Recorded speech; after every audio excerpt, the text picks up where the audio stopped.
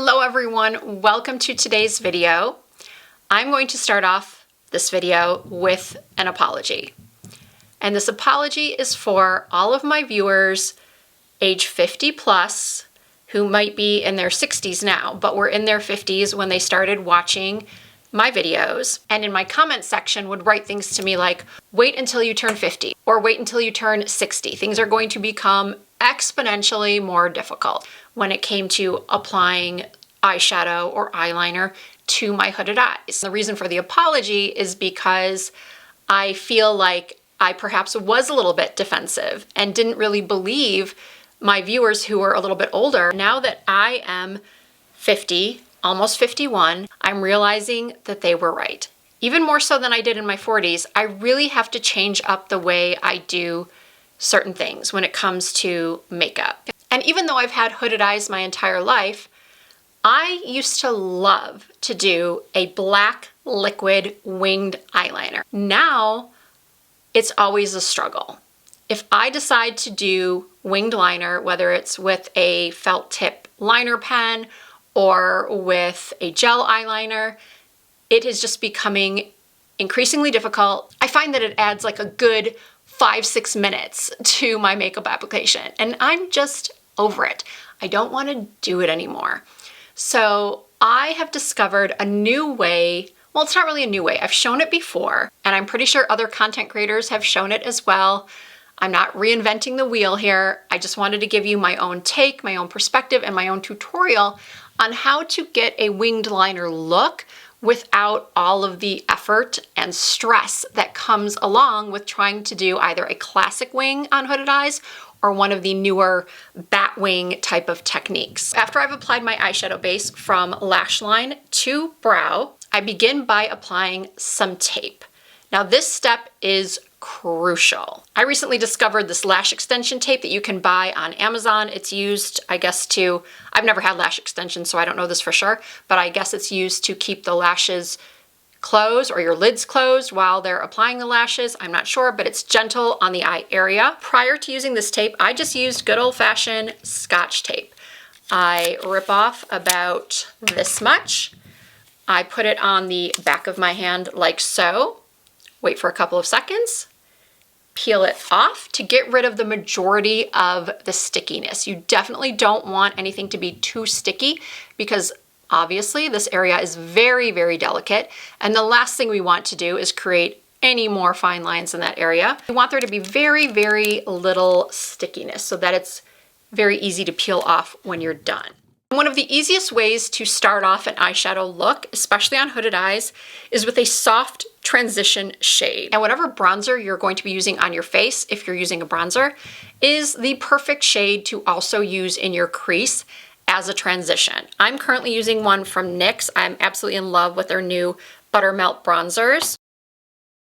Keeping the eye open is important because with hooded eyes, we don't have a natural fold, a natural crease. We have a hood. So what we're trying to do is make it so you can see our eyeshadow when our eyes are open and also create the illusion of some depth or of actually having a crease. And you want to make sure you're not holding the brush too close to the front because then you're going to get too much pigment deposit. It's going to be too intense. The lighter you hold your brush, the farther down you hold it, the more of a watercolor effect you're going to get. And now you're going to pick up a darker shade. I am using a neutral brown from this Makeup by Mario Master Matte's Neutral Palette. And then I'm using a smaller crease brush. This one is also from BK Beauty. It's the A507. And something I highly, highly recommend investing in if you are getting older and your eyesight is going. You probably know this already, but you want to have a really good magnifying mirror. Not only do I have this Ilios mirror right here that has great magnification, I also like to have some smaller mirrors around me. This one is a 30 times magnified mirror for when I want to get really, really close up. So when I really, really want to see what I'm doing. Actually, 30 times magnification might be a little too strong. What you want to do now is, using that tape as your guide once again, you're going to start patting onto that outer corner. And I showed this technique a little bit more in depth in my Hooded Eye Masterclass, which I will have linked in the description box.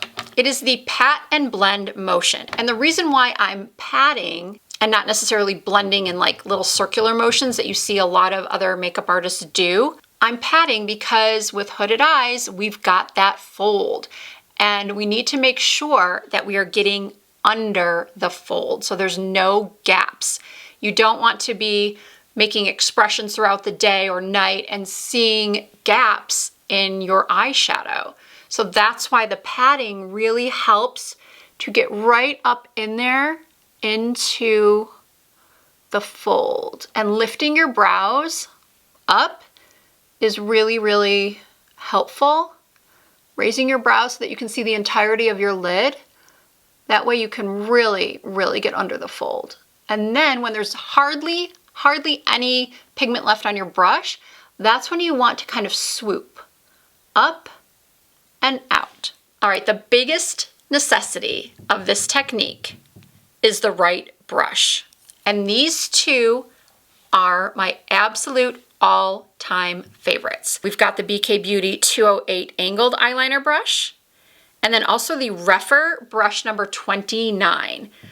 I have raved about this brush so much that the brand Rephr actually noticed and sent me a bunch of them in the mail. And I am so grateful because I cannot be without this little tiny brush. I've never seen anything else like it. It's so great for those of us with hooded eyes who want to get that winged liner effect because it goes right over that fold. So what I'm doing here is, again, I'm looking right into the mirror, directly into the mirror, eyes open, going to the outer corner of my eye, placing it right where I would want a winged liner to go. Hopefully I'm explaining that okay.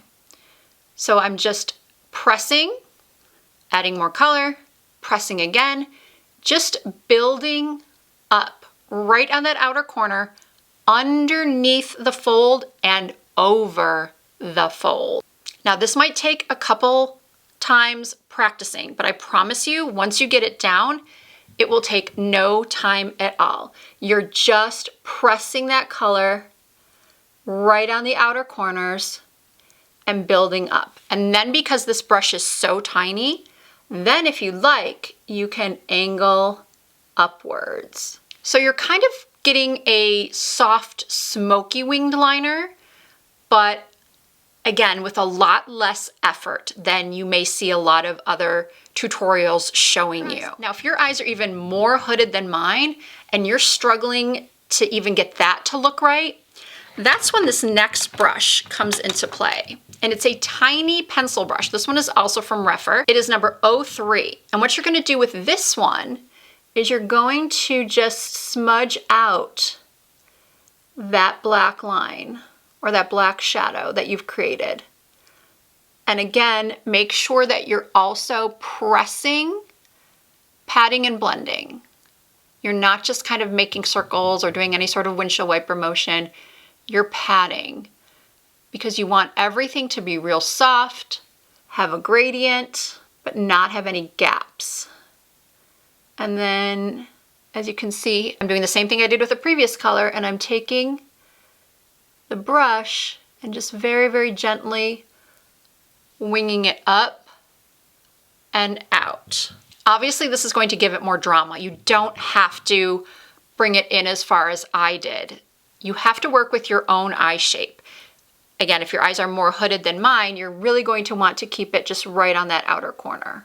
And then something else I like to do that is also optional is I like to take the eyeliner and run it all the way across my upper lash line, getting as close to the root of the lashes as possible.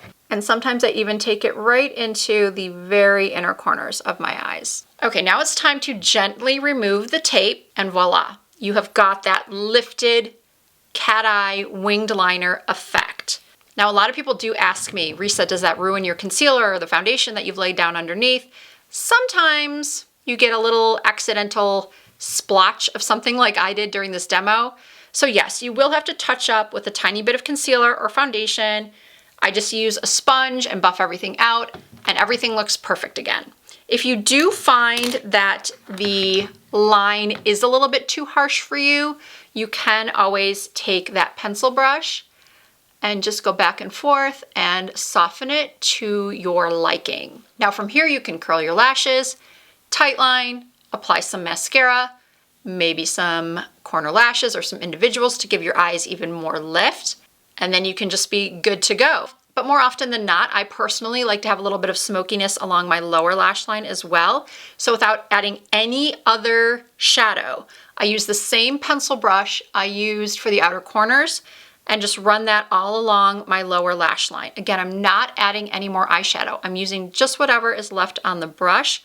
You can, of course, use a lighter shade. So in that case, you would want to grab a clean pencil brush and maybe go into your bronzer shade or one of these lighter neutrals and apply that to the lower lash line. And then I've also gone and added, believe it or not, this is a purple eyeliner in my inner rims. I just find that it makes my blue eyes really pop. Obviously, you don't have to do everything that I've done here because I did go back in and add a little bit of a shimmer shadow.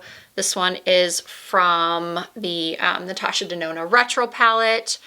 You can put whatever you want on the lid. It can be just a matte, it could be glitter, shimmer, whatever you like, because even though I am almost 51 years old, if you know me at all, you know that I never, ever say that there is an age limit when it comes to wearing shimmer or glitter. I will most likely be 97 years old in the nursing home putting glitter on my cheeks and my eyes. Life is too short to live based off other people's opinions of you. So with that said, if you don't want to ditch your liquid winged eyeliner, you don't have to. I'm just giving you another way to do it.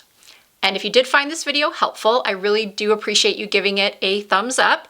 If you are not already subscribed to my channel, I hope that you will consider doing so. I do post new content at least twice per week. You can also find more content from me over on Instagram and on TikTok. My username is the same everywhere. It's Risa Does Makeup. Thank you all so much for watching. I hope to see you in my next video.